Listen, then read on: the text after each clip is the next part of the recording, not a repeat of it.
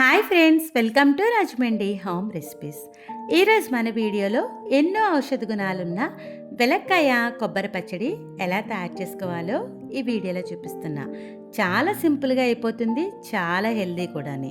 వినాయక చవితి అయింది కదా, మీ ఇంట్లో వెలక్కాయ కొబ్బరి ఉందా? ఏం చేయాలని ఆలోచిస్తున్నారా? అయితే ఎంతో హెల్దీగా ఉండే వెలక్కాయ కొబ్బరి పచ్చడిని మీరు కూడా ట్రై చేయండి. దీనికోసం వెలక్కాయని తీసుకోవాలి. వెలక్కాయ బాగా పచ్చిగా ఉండకూడదు, బాగా పండుగా ఉండకూడదు.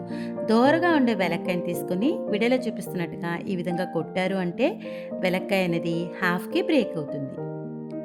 చూస్తున్నారు కదా, ఇలా హాఫ్కి అయితే బ్రేక్ చేసుకోవాలి. వెలక్కాయ మట్టుకు బాగా పండుగా ఉండకూడదు, పచ్చిగా ఉండకూడదు. దోరగా ఉంటేనే పచ్చడి అనేది రుచిగా ఉంటుంది. ఇప్పుడు వెలక్కాయలో ఉన్న గుజ్జునైతే తీసుకుందాం. చాక్ తీసుకుని లోపల ఉన్న గిచ్చుని ఈ విధంగా అన్నారంటే ఈజీగా రిమూవ్ అయిపోతుంది. వెలక్కాయ అనేది సీజనల్గానే దొరుకుతుంది. ఇలా సీజనల్గా వచ్చే వాటిని డైట్లో తీసుకోవడం వల్ల ఎన్నో ఆరోగ్య ప్రయోజనాలు అయితే ఉంటాయి.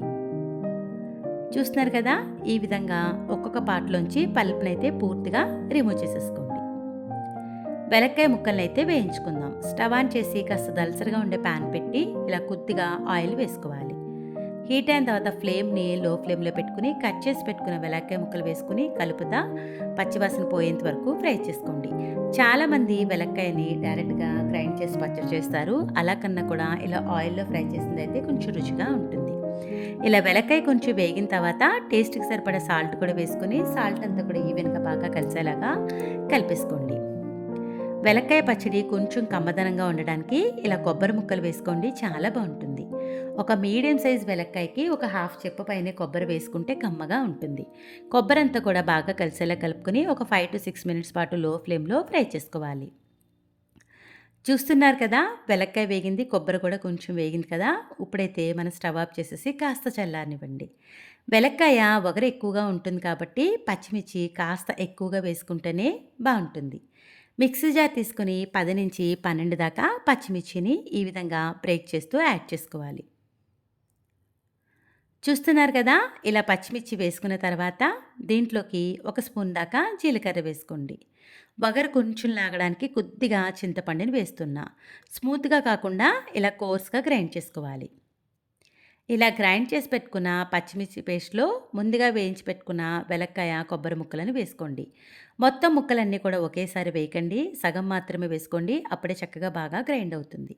వాటర్ అవసరం అనుకుంటే కొంచెం డ్రాప్స్ మాత్రమే వేసుకోవాలి, ఎక్కువ వాటర్ వేయొద్దు. వలక్కాయలో వగరు ఉంటుంది కాబట్టి 1 టేబుల్ స్పూన్ దాకా షుగర్ వేసుకుంటున్నా. షుగర్ ప్లేస్లో బెల్లం కూడా వేసుకోవచ్చు. షుగరు బెల్లం అనేది కంప్లీట్గా ఆప్షనలే. చూస్తున్నారు కదా, ఈ విధంగా గ్రైండ్ చేసుకోండి. ఇలా కాస్త గట్టిగా గ్రైండ్ చేసుకుంటే మనకి 2 to 3 డేస్ దాకా నిల్వ ఉంటుందండి. అదే వాటర్ వేసుకుని స్మూత్గా గ్రైండ్ చేసుకుంటే కనుక ఎక్కువ రోజులైతే నిల్వ ఉండదు.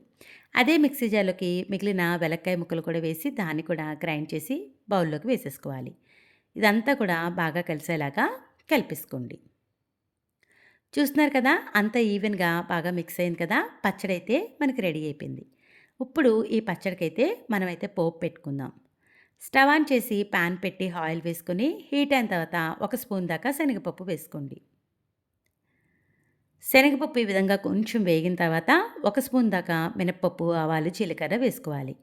ఆవాలు చిటపటలాడిన తర్వాత దీంట్లోకి కంపల్సరీగా ఇలా గ్రౌండ్ నట్స్ వేసుకోండి, పచ్చడి కమ్మగా ఉంటుంది. కొద్దిగా 5, 6 వెల్లుల్లి కూడా వేసుకొని లో ఫ్లేమ్లో పెట్టుకుని గ్రౌండ్ నట్స్ కూడా బాగా వేయించేసుకోవాలి. ఇలా వెల్లుల్లి, గ్రౌండ్ నట్స్ కొద్దిగా వేగిన తర్వాత 2 లేదా 3 ఎండుమిర్చి వేసుకోండి. ఇలా వేసుకున్నాక ఎండుమిర్చిని కూడా ఒక 5 నిమిషాల పాటు లో ఫ్లేమ్లో కలుపుతా ఫ్రై చేయండి. చూస్తున్నారు కదా, మనకి గ్రౌండ్ నట్స్ వేగుతుంది, వెల్లుల్లి వేగుతుంది, ఎండుమిర్చి కూడా చక్కగా వేగింది కదా. ఇప్పుడు క్లీన్ చేసి పెట్టుకున్న కరివేపాకును కూడా వేసేసుకోవాలి. కరివేపాకును కూడా బాగా కలిసేలాగా కలిపేసుకోండి. పోపు అయితే మనకి రెడీ అయిపోయింది కదా. పచ్చడి కూడా చక్కగా రెడీ అయింది కదా. ఆ బౌల్లోకి ఈ పోపునంతా కూడా వేసేసుకోవాలి.